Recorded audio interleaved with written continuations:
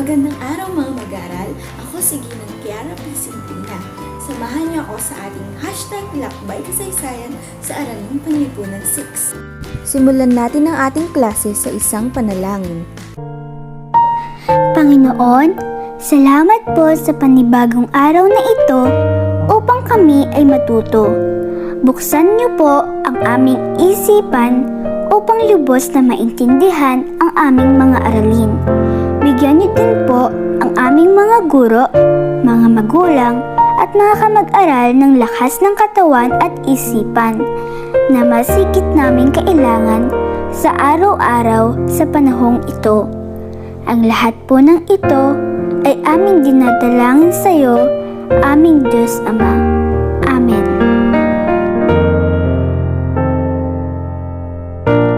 Bago natin simulan ang aralin natin ngayong araw, tayo muna ay magkakaroon ng balik-aral. Handa ka na ba? Tayo ay magbalik-aral sa patakaran at resulta ng pananakop ng mga Hapones gamit ang Kahoot. Para sa ating panuto, piliin ang thumbs up icon kung gusto ang pahayag at thumbs down icon naman kung mali. Simulan na natin! Tayo nang magbalik-aral gamit ang Kahoot. Ihanda ang isipan. Tinuro nila ang wikang ni Pongo para mabalik ang pagiging Asyano. Tama, thumbs up, dahil ito ay wasto. Noong 1944, ang isang kahon ng posporo ay nagkakahalaga ng 100 pisong Minnie Mouse money. Tama, thumbs down ang sagot dahil hindi ito wasto. Ang tawag sa halaga ng pera noong panahon ng Hapon ay Mickey Mouse money at hindi Minnie Mouse money. Pinatutugtog nila ang awit sa paglikha ng bagong Pilipinas kapalit ng lupang hinirang sa mga opisyal na pagtitipon. Tama, thumbs up ang sagot dahil wasto ito. Nakaranas ang bansa ng World War economy kung kaya't itinatag ang BIBA o Bigas ang Bayan. Tama, thumbs down ang sagot dahil hindi ito wasto. Ang naranasan ng bansa ay war economy lamang at hindi world war economy. Nagyabang panitikan ang pagsasagawa ng dula-dulaan na gumagamit ng wikang pambansa at iba pang katutubong wika. Tama, thumbs up ang sagot dahil ito ay wasto. Maligayang pagbati, ikaw ay maaari nang magsimula sa ating bagong aralin. Para sa ating layunin sa pagtatapos ng ating aralin, kayo ay inaasahang na ipapaliwanag ang mga paraan ng pakikipaglaban ng mga Pilipino para sa kalayaan laban sa mga Hapon. Nakakagawa ng isang sanaysay at napapahalagahan ng mga ito. Bago natin simulan ang ating aralin, tayo muna ay magkakaroon ng maikling awit na susundan ng 5SC o 5 Seconds Challenge. Handa ka na ba? Halika, sabayan mo ako.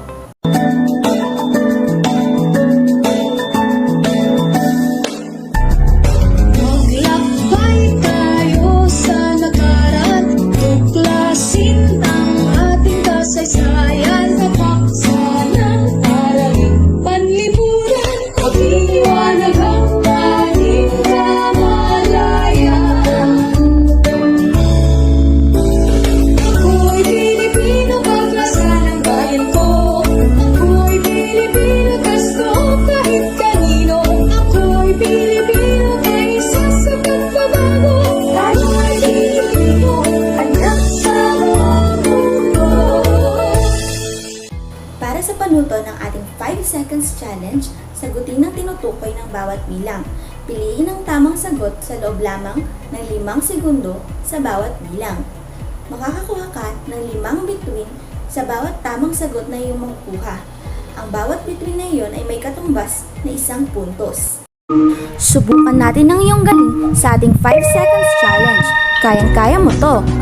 Nagbigay suporta sa mga gerilyang lumalaban laban sa mga Hapon, Sibilyan Hukbalahap.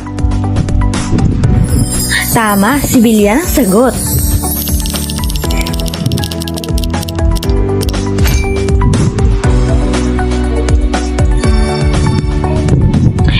Kilusang gerilya sa gitnang Luzon na pinamunuan ni Luis Taruk, Hukbalahap o magsasaka. Tama, Hukbalahap ang sagot. Ang taguri sa dayuhang kalaban ng mga Pilipino, Hapones o gerilya? Tama, Hapones ang sagot. Maliit na gera, digmaan, gerilya o hukbalhak? Tama, gerilya ang sagot. Ang sektor ng mamamayan na nakaranas ng matinding hirap at karahasan ng mga Hapones, sibilyan o magsasaka? Tama, magsasaka ang sagot. Maligayang pagbati, ikaw ay may ideya na sa ating aralin sa araw na ito. Sa kasalukuyan, tayo kumakaharap sa malubhang virus na tinatawag na COVID-19 na kung saan maraming buhay na ang nasakripisyo at patuloy na nasasakripisyo para sa kaligtasan ng nakararami. Ang ating pamahalaan ay nagpatupad ng mga batas o patakarang pangkalusugan. Ito ang paraan ng ating pamahalaan upang tayo ay maprotektuhan sa unos na dulot ng nakamamatay na sakit na ito. Katulad na lamang ng ginawa ng ating magigiting ng mga bayani noong panahon na sakupin tayo ng mga Hapon. Tayo ay nakaranas ng matinding kalupitan sa ilalim ng kanilang pamumuno. Ngunit sa kabila nito ay gumawa ang mga Pilipino ng paraan upang makamit natin ang kalayaan laban sa mga Hapon. Marami ang naganap na labanan bago pa man natin makamit ang kalayaang ating tinatamasa sa kasalukuyan. Maraming buhay ang nagsakripisyo noon para tayo ay maging malaya. Iba't iba ang kanilang naging paraan upang lumaban. Tutuklasin natin ang lahat ng ito sa ating aralin ngayong araw. Kung kaya't ikaw ay manood, makinig, at sumamang maglakbay sa ating #lakbaykasaysayan. Ngayon ay atin ang tuklasin ang mga paraan ng pakikipaglaban ng mga Pilipino para sa kalayaan laban sa mga Hapon sa ating #lakbaykasaysayan sa Araling Panlipunan 6. Tatlong paraan ang ginamit ng mga Pilipino noon para labanan ng mga Hapon. Una, ang pakikibaka o paggamit ng armas. Ikalawa ay ang kanilang pakikiisa. At ang ikatlo ay ang kanilang pagkalinga. Sa pakikibaka o paggamit ng armas, ating tatalakayin ng kilusang gerilya at hukbalhak. Kilusang gerilya.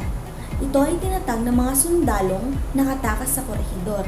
Sila ay napangkat-pangkat na kung tawagin ay mga gerilya. At sa mga bulubundukin at mga lalawigan, sila ay nagsasagawa ng mga pabigla-biglang pagsalakay. Ang kanilang mga layunin ay lusubin ang garrison, patayin ang mga sundalo at opisyal na Hapon, palayain ang mga nakakulong, salakayin ng mga istasyong militar upang sirain ang kanilang mga kagamitan, at manguha ng mga bala at armas na gagamitin sa paglaban sa mga Hapon. Maraming pangkat ng gerilyang nabuo sa iba't ibang dako ng Pilipinas. Ang ilan sa mga lider ay mga militar at ang iba naman ay mga sibilyan. Si Tomas Confesor sa Panay, si Corel Macario Peralta sa Leyte, si Tomas Cabili at Salipada Pendatum sa Mindanao, si Wenceslao Q. Venzons at Marcos V. Agustin Marking sa Luzon. Lumaki ang kilusan at naging mapanganib para sa mga Hapon ng mga gerilya. Naging lalong malupit at mahigpit ang mga Hapon. Maraming dinakip kahit wala silang mga sala. Kumuha ng maraming sibilyan na ginawang makapili. At bawat pampaghinalaan ay kinukulong sa Puerto Santiago sa Maynila at sa iba't ibang garisong itinayo. Subalit lalong dumami ang sumapi sa kilusan. Habang tinatakot ang bayan, lalo namang tumitindi ang kanilang galit. Naging isang mahalagang puwersa ang kilusang gerilya sa pagdudulot ng malaking sakit sa ulo sa mga Hapon at hindi pagiging matatag ng republikang kanilang itinayo. Organisado ang kilusan, may mga commander at mga ranggo ang mga kasapi. May ugnayan sa isa't isa at may sikretong sinyales na hindi maiintindihan ng mga Hapon habang walang puwersang dumarating mula sa Estados Unidos. Naipakita ng mga Pilipino kaya nilang ituloy ang laban, isang katangiang kanilang napatunayan sa mga nakaraang pakikihamok sa mga unang mananako. Hukbalhak o hukbo ng bayan laban sa mga Hapon. Ito ay tinatag Luis Taruc, Jesus Lava at Jose Banal. Tinatawag silang HUK. Binubuo ito ng mga magsasaka na handang mga laga sa kanilang mga sakahang kinamkam ng mga Hapon. Naging tagapangalaga rin sila ng katahimikan ng kanilang mga bayan. Naging marahas ang ginawang pagsugpo ng mga HUK sa mga Hapones. daang-daang Hapones ang kanilang pinatay. Sinasabing mas higit silang marahas kaysa sa mga gerilya, kaya't mas higit silang pinatatakutan ng mga Hapon. Ang mga magsasakang labis na naghirap sa panahong ito ay nagbuklod upang bumuo ng isang kilusang katulad ng mga simulain ng gerilya. Higit sa lahat, ang mga magsasaka ang lubhang nakadama ng pagmamalupit ng mga Hapon. Ang kanilang mga sakahan ay pinag-interesan ng mga opisyal na Hapon. Ang mga bigas na kanilang inaani ay kinukumpiska. Maging ang mga hayop at iba pang tanim na kanilang pinaghihirapan ay nagsilbing pagkain at lakas ng mga Hapones, habang ang kanilang mga pamilya ay namamatay at nagugutom. Sila rin ang kadalasang pinaghihinalaang kasapi ng kilusang gerilya. Ang mga kababaihan sa mga lalawigan at mga bukirin ay naging biktima rin ng maraming kalupitan sa kamay ng mga sundalong Hapon. Pakikisa, ito din ay naging daan ng mga Pilipino upang labanan ng mga Hapon. Suporta ng mga lokal sa mga gerilya. Bukod sa mga gerilya at WHO, marami pang mga Pilipino ang nagpamalas ng katangi-tanging kabayanihan laban sa mga pananakop ng mga Hapones, tulad ni Jose Abad Santos, Josefa Lianes Escoda, at Vicente Lim. Si Jose Abad Santos ay nagpakita ng kakaibang pagmamahal sa bayan. Iba't iba ang naging katungkulan niya sa mga sangay ng pamahalaan. Naging kalihim siya sa kagawaran ng katarungan at punong maestrado ng kataas-taasang hukuman. Siya ang gumanap ng tungkuling pangulo ng Iligas si Quezon upang hindi madakip ng mga Hapones. Pilit niyang sinalungat ang karahasan ng mga Hapones, kaya siya ay pinakulong sa Lanao kasama ang kanyang anak. Pagbaril ang naging hatol sa kanya. Kinagalak niya ang mamatay para sa bayan. Babae man si Josefa Lianes Escoda, hindi naging hadlang ito upang lumahok siya sa digmaan laban sa mga Hapones. Nagtatag ng Girl Scout of the Philippines noong Mayo 26, 1940, binuo rin niya ang National Federation of Women's Club. Naging malaki ang tulong niya sa mga sundalong Pilipino na sumuko at nagmarcha sa patungong Kapas Tarlac. Katulong ang kanyang asawa at iba pang mga kababaihan, binigyan nila ng pagkain, damit at gamot ang mga sundalo. Dahil sa kanyang pagtulong sa mga sundalo, lumaban sa mga Hapones, hinuli siya at ang kanyang asawa at ikinulong sa Fort Santiago. Doon na rin siya sa bilangguan, binawian ng buhay noong Enero 1945. Makikita ang kanyang imahen sa papel ng 1,000 piso kasama ni Jose Abad Santos at Vicente Lim. Si Vicente Lim, si Brigadier General Vicente Lim ay isang martir at opisyal na hukbo ng Pilipinas. Kahit sugatan, nabuhay siya at ipinasok sa Philippine General Hospital. Umaling siya kaagad, ngunit ikinubli ito sa mga Hapon. Nagpanggap siyang patuloy na may dinaramdam, ngunit ang totoo ay tumutulong siya sa pamumuno ng mga gerilya ng Luzon mula sa kanyang kama. Para sa kanyang paglilingkod bilang kawal pagkatapos ng kanyang pagkamatay, ginawaran siya ng Legion of Merit at Purple Heart. Ipinamalas ng mga sibilyan ang kanilang pakikisa sa kilusan nang sila ay nagsilbing espiya laban sa mga makapili. Ang mga makapili ay mga Pilipinong nakapagtulungan at espiya ng mga Hapones.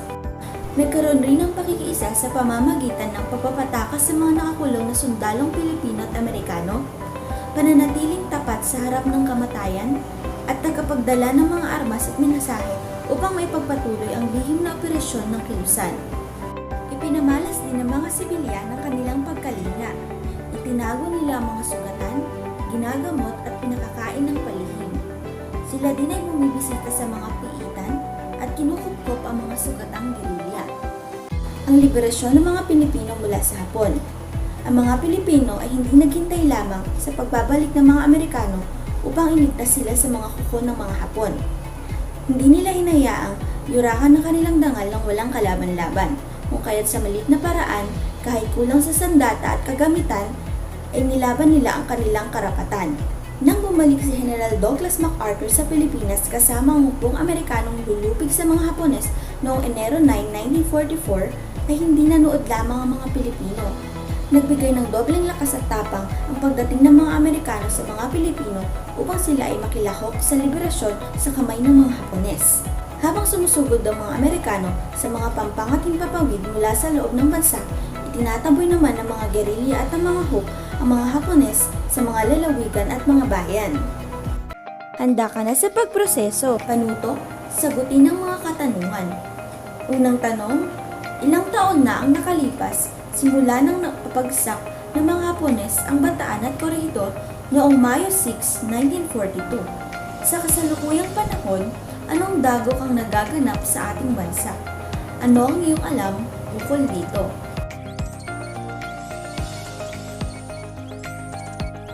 Tama, 79 na taon na ang nakalipas simula nung napabagsak ng mga Hapones ang Bataan at Corregidor. Sa kasalukuyan, ang dagok ng ating kinakaharap ay ang COVID-19. Ito ay isang nakakahawang sakit na dulot ng bagong coronavirus. Karamihan sa mga tao magkakaroon ng impeksyon ay makakaranas ng hindi malalang sintomas at kagaling. Ngunit ang iba ay nakakaranas ng malubhang sakit, lalo na sa mga matatanda at mga may dati ng karamdaman. Ikalawang tanong, ano ang naging hakbang ng mga sundalong Pilipino pagkatapos ng naganap na pagbagsak sa mga Hapon? Paano nila kinaharap ang kasalukuyang sitwasyon nila sa ilalim ng pamahalaang pinamumunuan ng mga Hapon?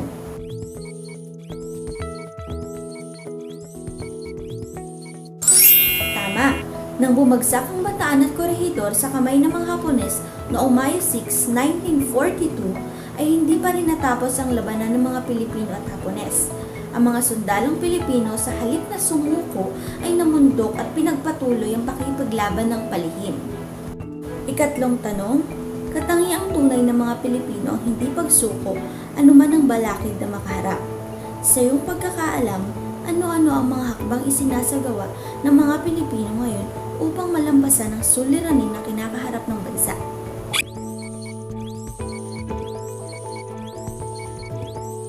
Tama, kasalukuyang kinakaharap nating mga Pilipino, maging ang buong mundo, ang COVID-19.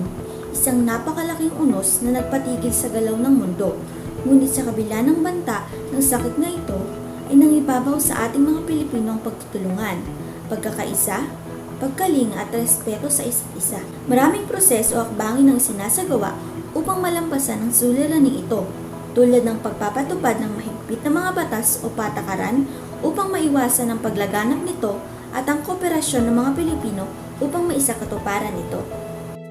Ika-4 na tanong, ano-ano ang tatlong pamamaraan ng pakikipaglaban ng mga Pilipino noon para sa kalayaan laban sa mga Hapon?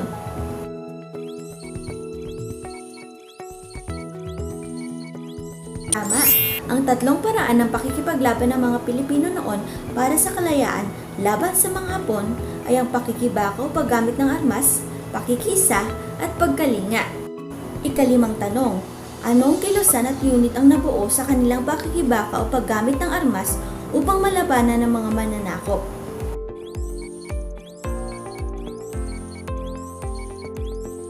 Tama, ang kilusang gerilya at hukbalhap ang naging paraan upang malabanan ang mga mananakop na Hapon. Ika-6 na tanong, ano ang mga layunin ng kilusang gerilya? Sino-sino ang mga miyembro ng kilusang ito?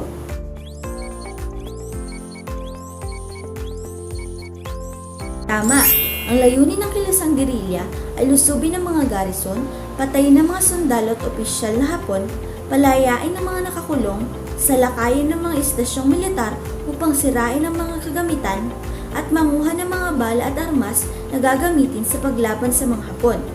Ang mga kasapi ng kilusan ay mga sundalong nakatakas sa Corregidor. Ika-7 tanong, ano ang ibig sabihin ng hukbalahap? Ano ang mga hangarin nito? Sino-sino ang bumubuo sa unit na ito?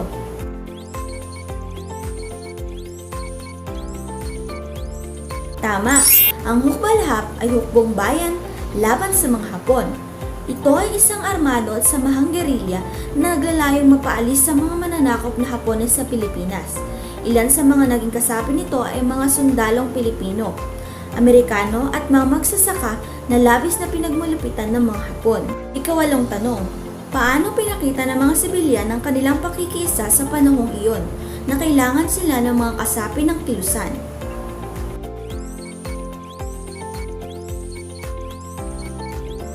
Tama, ipinakita nila ang pakikiisa sa pamamagitan ng pagsuporta sa kanilang mga gawain, pag-eespiya, pagpapatakas sa mga kulong na sundalo, Pilipino at Amerikano, pagpapanatiling tapat sa harap ng kamatayan at tagapagdala ng mga armas at mensahe upang may pagpatuloy ang lihim na operasyon ng kilusan.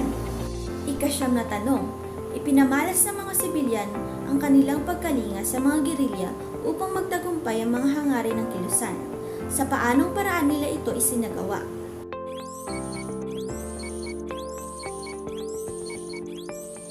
Tama! Pinamalas ng mga sibilyan ang kanilang pagkalinga sa mga gerilya upang magtagumpay sa pamamagitan ng pagtatago sa mga sugatan, paggamot, at pagpapakain ng palihim, pagbisita sa mga nasapitan at pagpukpok sa mga sugatang gerilya. Huling tanong, marami ang naganap na labanan sa kasaysayan na napagtagumpayan ng ating lahi. Sa pagkakataong ito, bilang mag-aaral, paano mo may papakita sa simpleng pamamaraan ang iyong adikaing makatulong sa sitwasyon laban sa COVID-19?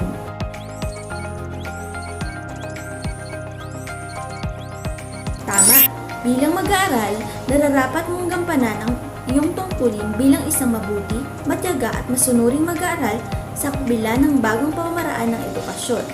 Sundin mo ang mga pinatutupad na batas laban sa coronavirus. Halika, linangin natin ang iyong kaalaman gamit ang Kahoot, iyong pag-usayan.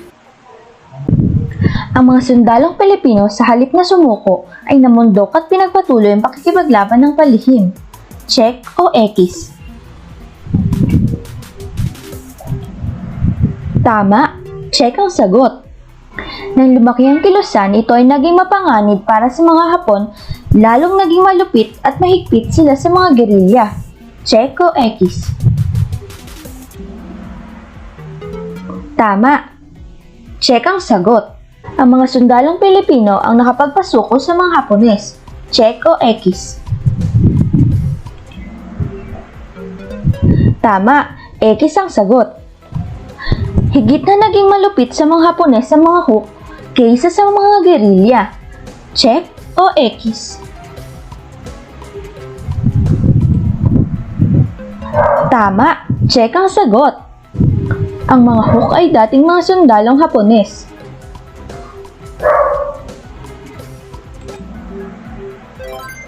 Tama, X ang sagot. Aba, napakahusay mong bata. Narito pa ang isang pagsasanay upang malinang pa ang iyong kaalaman. Linangin pa natin ang iyong kaalaman gamit ang quizzes. Piliin lamang ang tamang sagot. Galingan mo! Malaki ang suporta na ibinigay ng mga sibilyan na kinatagumpay ng kilusang gerilya. Alin sa mga sumusunod ang tulong na binigay ng mga sibilyan sa kilusan? Pakikipagtulungan sa mga Hapones, pagkupkup sa mga sugatang gerilya, pagkampi sa mga mayayaman, ipinalaganap ang karahasan sa bayan.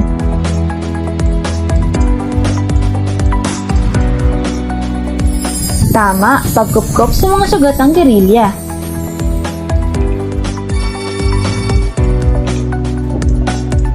Alin ang hindi kabilang sa naging kontribusyon ng sibilyan sa kilusan? Ginagamot at pinapakain ng palihim ang mga sugatang Pilipinong sundalo. Ginamit ng mga kababaihan ng kagandahan sa panlilindang sa mga Hapon. Nakipagsabwatan sa mga Hapones. Tagadala ng mga armas at mensahe ang mga kabataan.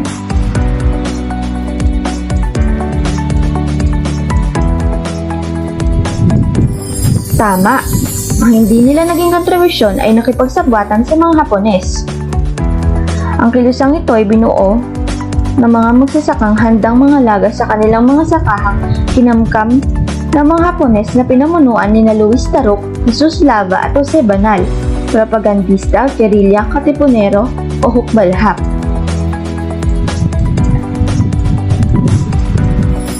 Tama, hukbalhap. Paano nabuo at lumaki ang pangkat ng mga gerilya? Sumapi ang mga sibilyan sa mga lungsod at bayan. Nagsama-sama ang mga maliliit na pangkat mula sa iba't ibang panig ng bansa. Sumama ang mga kababaihang biktima ng karahasan ng mga Hapones. Lahat ng nabanggit. Tama, lahat ng nabanggit.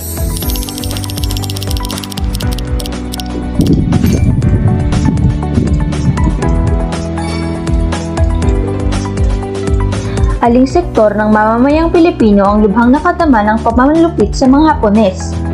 Mga empleyado sa pabrika, mga mangingisda, mga opisyal na pamahalaan, mga magsasaka. Tama, mga magsasaka. Maligayang pagbati, ikaw ay nakatapos na sa ating paglinang ng kaalaman. Tapang na ipanamalas sa mga Pilipino ang kanilang pagmamahal sa bayan noong panahon ng digmaan. Dugo ng ating mga magigiting at dakilang bayani ang pinandilig sa palayang lupaing kinatatayuan ng mga Pilipino sa kasalukuyan. Sa iyong pananaw, paano mo bibigyang halaga ang mga pamamaraan at kagitingang pinamalas ng ating lahi upang magtagumpay laban sa mga Hapon?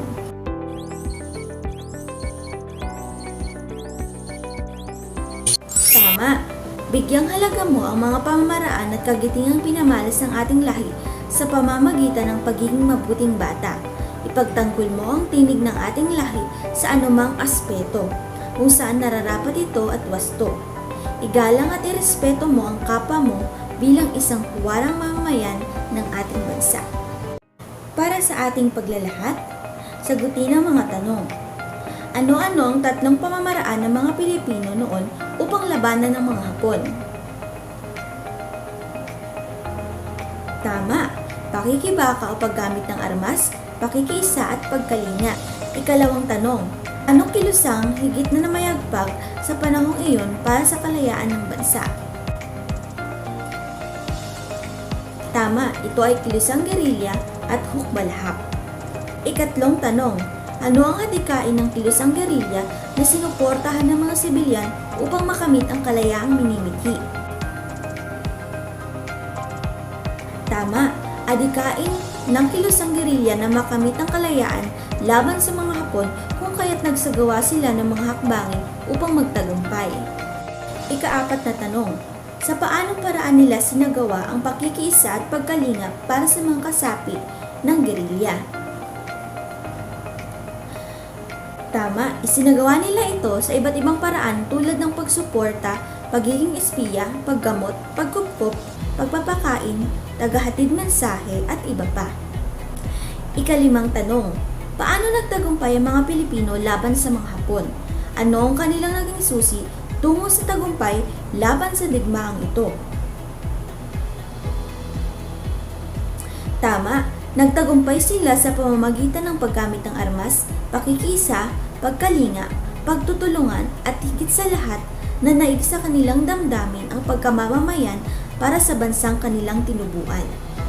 Tandaan, marami ang napuot sa kalabisang ginawa ng mga Hapones sa loob ng maikling panahon nila sa Pilipinas.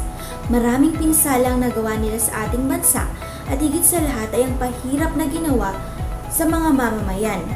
Ang kanilang pamamaraan ng paggamit ng armas, pakikisa, pagkalinga ang kanilang naging susi upang subuking wakasan ang kahirapang kanilang dinanas sa ilalim ng pamamahala ng mga Hapon. Inaitatag ang kilusang gerilya, hukbalhap at iba pa. Sa ating pagtataya, panuto, sumulat ng isang maikling sanaysay tungkol sa paliwanag at pagpapahalaga ukol sa mga paraan ng pakikipaglaban ng mga Pilipino para sa kalayaan laban sa mga Hapones. Bigyan ito ng sariling pamagat. Sundin ang wastong format ng pagsulat ng sanaysay. Sundin ang rubric na nasa ibaba. Magbibigay ako ng schedule sa pasahan ng output na ito. Para sa ating takdang aralin, panuto, bilang pagpapalawak ng aralin ito, ipamalas at pakita ang pagpapahalaga sa mga paraan ng pakikipaglaban ng mga Pilipino para sa kalayaan laban sa mga Hapones sa pamamagitan ng paggawa ng poster.